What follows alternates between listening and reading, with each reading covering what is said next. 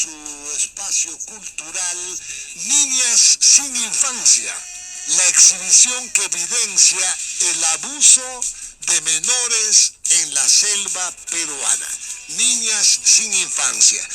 La periodista Maite Siriaco ya está en la línea telefónica para que nos dé a conocer un avance de lo que es esta exposición o exhibición. Muy buenos días, Maite Siriaco, gracias por estar con nosotros. Te escuchamos desde la fidelísima ciudad de Chachapoyas. Buenos días. Buenos días, muchas gracias a ustedes por la invitación. Bien, explícanos sobre la exhibición Niñas sin Infancia, evidencias de abuso a menores en la selva peruana. Hace mucho tiempo atrás, no hace mucho tiempo, hace escasamente un año, me da la impresión, estas madres adolescentes violentadas de la selva de Condorcanqui en la región Amazonas causó mucha expectativa a nivel mundial. Maite, te escuchamos. Sí, a ver, la exhibición en realidad está basada en el libro del mismo nombre que efectivamente fue publicado en el 2021. Es una investigación que recoge diferentes testimonios de menores, ¿no? A través de los testimonios de estas niñas, que son de los distritos de Indiana, Mazán y Puinahua en Loreto y de Nieva en Amazonas. A través de sus testimonios es posible hacer como una reconstrucción y ver sobre todo el tema de la normalización del abuso sexual que sucede en estas zonas del país. Sí, bien, pero vamos a esto. ¿Cómo es que ustedes captan esta idea? Bueno, hay algo que está pasando en la selva peruana. ¿Qué está sucediendo con las adolescentes? ¿Qué cosa es lo que pasa con las niñas? ¿Cómo sale la idea para hacer esta investigación? A ver, esta investigación sale primero de un trabajo periodístico que se hace para un trabajo a nivel Latinoamérica, ¿no? A nosotros nos toca, a mí como periodista me tocó hacer la parte del capítulo peruano. Era un trabajo llamado Ser Niña en Latinoamérica.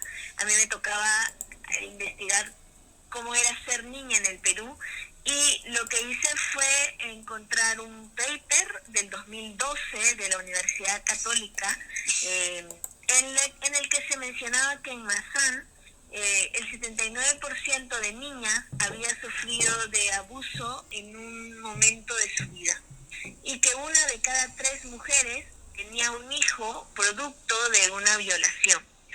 Yo viajo a Mazán para hacer esta investigación, y lo que encuentro también es que alrededor sucedían cosas similares, ¿no? Había temas preocupantes alrededor del abuso. Por ejemplo, en Indiana, lo que pude ver haciendo este trabajo de investigación es que no se tenían muchas denuncias en las comisarías, pero en el juzgado de paz se tenían acuerdos entre padres, ¿no?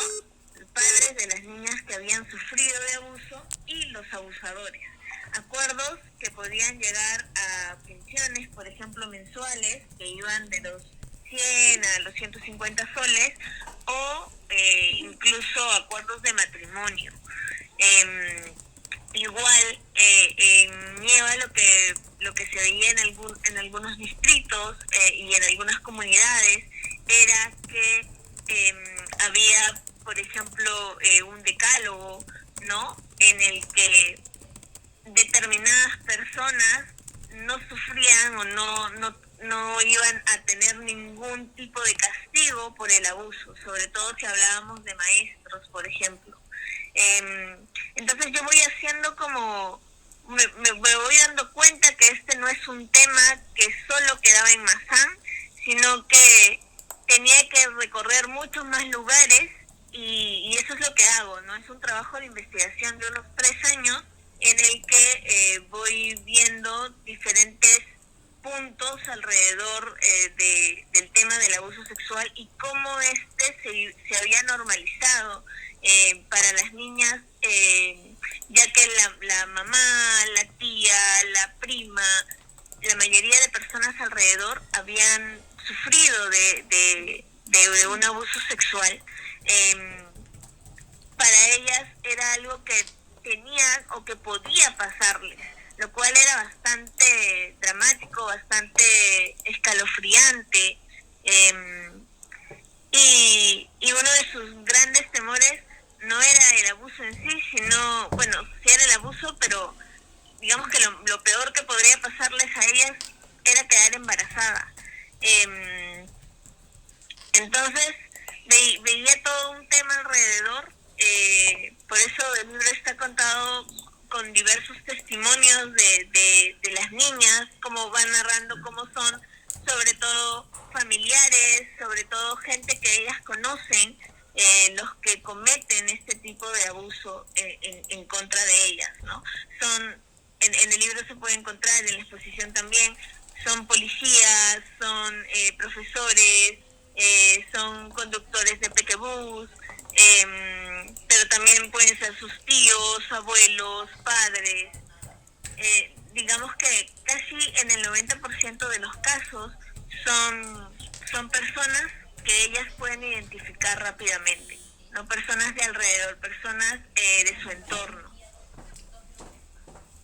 Lo que tú indicas en cuanto a los docentes, hago énfasis de los docentes porque en los docentes pues ni hablar, hay una especie de tapadera. Y esto ha sucedido en Condorcanqui, tan es así que el Augel de Condorcanqui, el local del Augel de Condorcanqui fue incendiado, una especie de medida de protesta por docentes descontentos con una directora, etcétera, etcétera, pero lo que buscaban realmente estos docentes eran que se quemen los expedientes que los investigaban por violación a sus alumnos. Exactamente.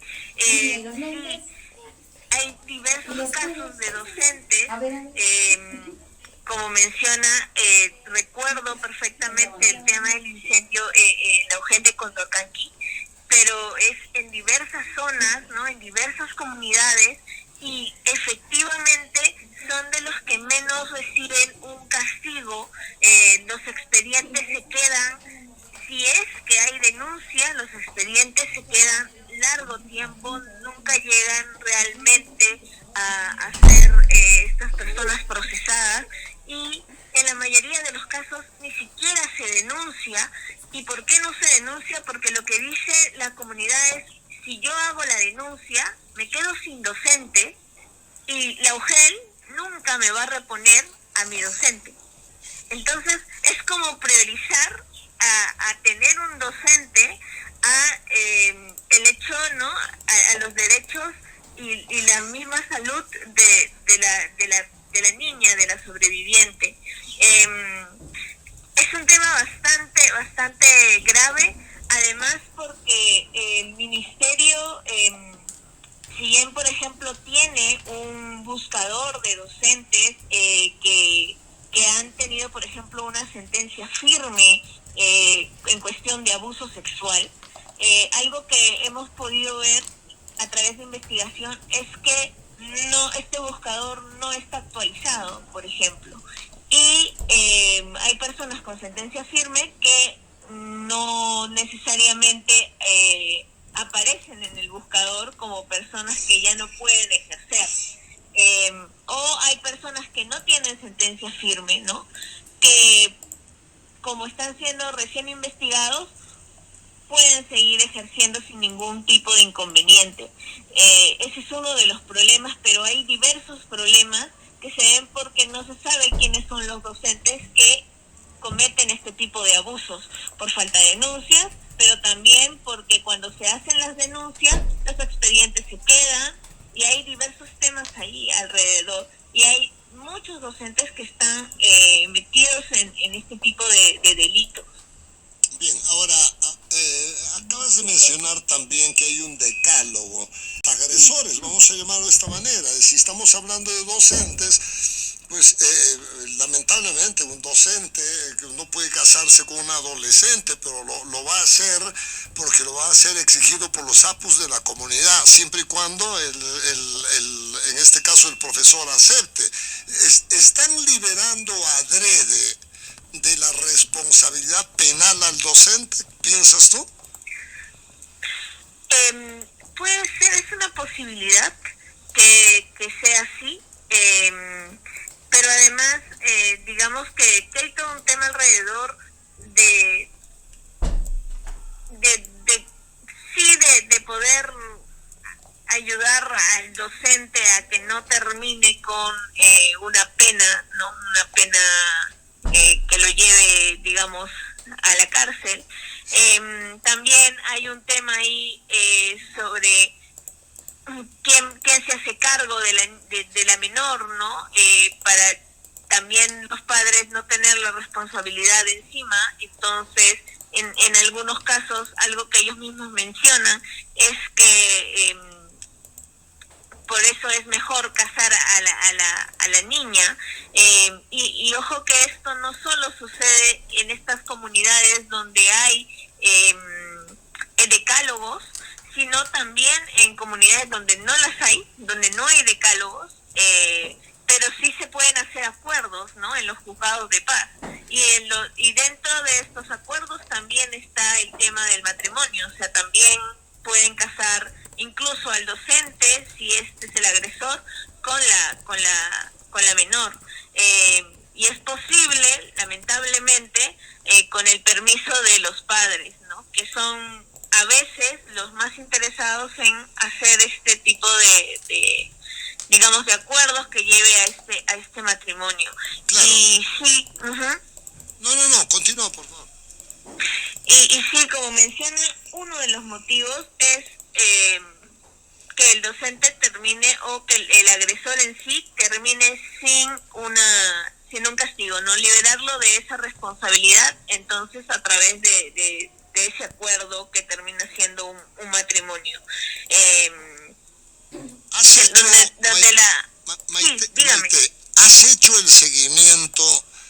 ¿Cuál es el futuro? Digamos que, ¿cuál es la vivencia de estas madres o en todo caso ya señoras obligadas a casarse con el agresor? ¿Cuál es el futuro de ellos? ¿Cuál es la vida cotidiana de ellas? ¿Han dejado de estudiar? ¿Cómo es su vida de ellas? Sí, he podido hacer el seguimiento. De hecho, he podido conversar con diferentes generaciones de mujeres, pero también hacer seguimiento de casos. Y lo que he podido ver es que son opciones muy limitadas y además muy frustrantes para ellas, ¿no? Va desde que no terminan de estudiar. Eso es en la mayoría de los casos. En la mayoría de los casos no hay estudios de por medio, por ende no tienen tampoco un sostén económico, depende totalmente de esta persona, ¿no? Que termina siendo su esposo y es el agresor. Tienen esa dependencia en todo sentido, porque se han casado muy jóvenes. Y no han tenido ni estudios, ni tienen esta posibilidad de poder trabajar. Entonces hablamos de mujeres que están totalmente vulnerables a ellos. Hay mucho tema de agresión familiar luego. También hay mujeres que han huido y que han caído en el tema de trata, y son muy pocos realmente los casos en los que se ve que tienen una vida relativamente tranquila, donde su salud mental y su salud física está resguardada. En la mayoría de los casos no es así. Hay muchos problemas detrás y es un círculo además, porque estas mujeres llegan a tener también muchos hijos, por ejemplo, con el agresor. Hay todo un tema de violencia física que se mantiene, hay temas que además hace que sus hijas caigan o puedan tener el mismo futuro. es un círculo que continúa y eso es lo que lo hace bastante grave. Ahora, vamos a lo que lamentablemente lo que está pasando en la violencia social que vive en nuestro país. ¿Cuál es el papel del Estado con estas mujeres violentadas? Pues en la mayoría de los casos el Estado no está presente y ese es el gran problema. Ya desde el punto, desde que vemos esta respuesta de no voy a denunciar al maestro porque el Estado no me va a devolver o no me va a traer un nuevo maestro, ya vemos que ahí hay un tema grave de ausencia del Estado, ¿no? Y además es un Estado que tampoco está presente en cuestiones de salud, no solo es un tema de educación, es un tema de salud, es un tema también de la misma autoridad, de incluso policías, fiscales involucrados, ¿no? También vemos que hay fiscales y jueces que, por ejemplo, en el caso en el que aparezcan, porque usualmente ni siquiera la denuncia a veces llega a estas instancias, en el caso de que aparezca, demora muchísimo en hacer los procedimientos, ¿no? Y en terminar de sacar un resultado y que no es siempre a favor de la sobreviviente. Hay mucho tema ahí de corrupción sobre los casos. Y este es un gran problema porque es alrededor de esta ausencia del Estado en el que se ejerce todo este tipo de violencia en contra de mujeres, de niñas, incluso de niños. Y debería el Estado estar ahí presente. Incluso son policías, ¿no? También tenemos ahí casos de policías que son los que han sido los agresores. Entonces, y en esas circunstancias es mucho más complejo incluso encontrar justicia alrededor. Bien, ahora, Maite, te agradezco enormemente lo que me has aceptado entrar a la fuente y entrar a todo el trabajo que has realizado de investigación periodística. Vamos con la muestra, por favor, vamos con la exhibición. ¿Cómo acceder a esta exhibición de Niñas sin Infancia que viene a ser el complemento de este trabajo? Niñas sin Infancia se encuentra es una muestra que se encuentra online, ¿no? Está en la página de UPC Cultural, Niñas sin Infancia, que es www.cultural.upc.edu.p. Y pueden entrar a la Galería de Niñas sin Infancia. Ahí ustedes pueden ver la muestra. La muestra está dividida en tres espacios. El primero te da como un recorrido y además te da datos sobre cómo es la selva peruana, ¿no? Luego están los casos. La segunda parte son los casos, que es la tormenta de delitos, ¿no? Y donde se pueden escuchar 3 casos. Puedes leerlos o escucharlos. Además hay fotografías y finalmente en la última parte es posible ver tal vez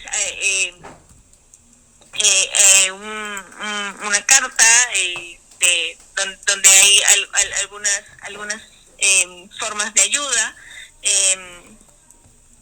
pero se puede hacer un recorrido alrededor de dónde está ubicada las zonas donde se ha hecho la investigación. Bien, bien. Maite, muchas gracias. Gracias por el honor de compartir contigo y nuestra real audiencia todas estas experiencias de esta buena exhibición y además de los libros que tienes. Muchas gracias, Maite. Tus palabras, por favor, para nuestra real audiencia. No, muchísimas gracias a ustedes por el interés, sobre todo en este tema que es tan importante.